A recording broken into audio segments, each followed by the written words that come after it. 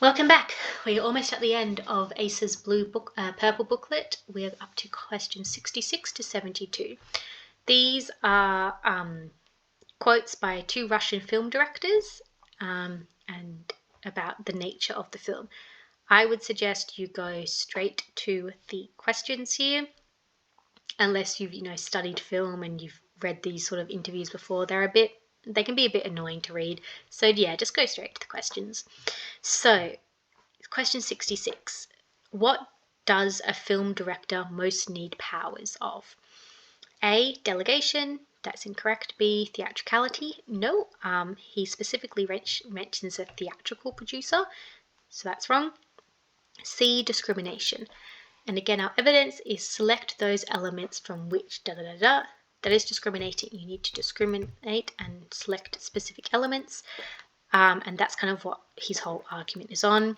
And then D, technical expertise. Well, I ask, technical expertise to do what? Technical expertise is a huge area to film, to edit, to write scripts, to do, I know it's the 1920s, but to do animation and coloring, it's just not, it's too broad. Technical expertise to do what? And that can sometimes help you out. If you're really stuck, add a question, turn the answer into a question. So delegation, to do what? Theatricality, to do what? Discrimination, to do what? Technical expertise, to do what? And then if you can answer that question from the text, then it's probably correct. But yeah, technical expertise, to do what? It's too broad. I don't know the answer. Discrimination, to do what? To select the elements from which blah blah blah. So that's a little tip if you sometimes struggle. Turn the answers into questions. Question 67. The film spectator is ideal because his or her observations are, the answer is A, restricted and focused.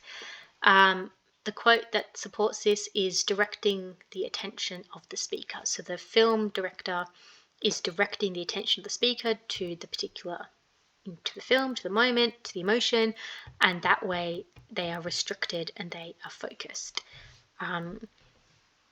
Yeah, that should be pretty easy. Again, just really look for the quotes to back it up. 68. So what does Pudovikin, sorry for my Russian, see film as? So again, these are all quite easy. They're pulled quite directly from the text.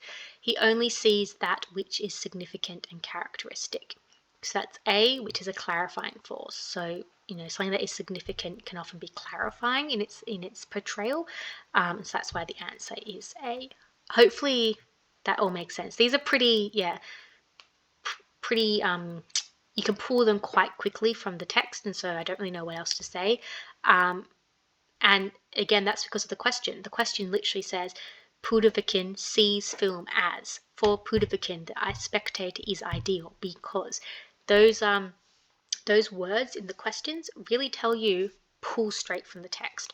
It's not Pudovikin implies film as or Pudovikin debates film as. That would be more of a extrapolate from the text, but these ones are you pull from the text directly. And it's often important to recognize that because then you recognize what you have to do to answer these questions. Okay, question 69, we are on to Istyanin.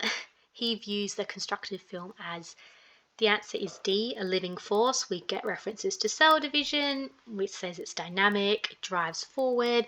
All of these are related to living things, in particular cell division, and A, B, and C aren't really referenced. 70.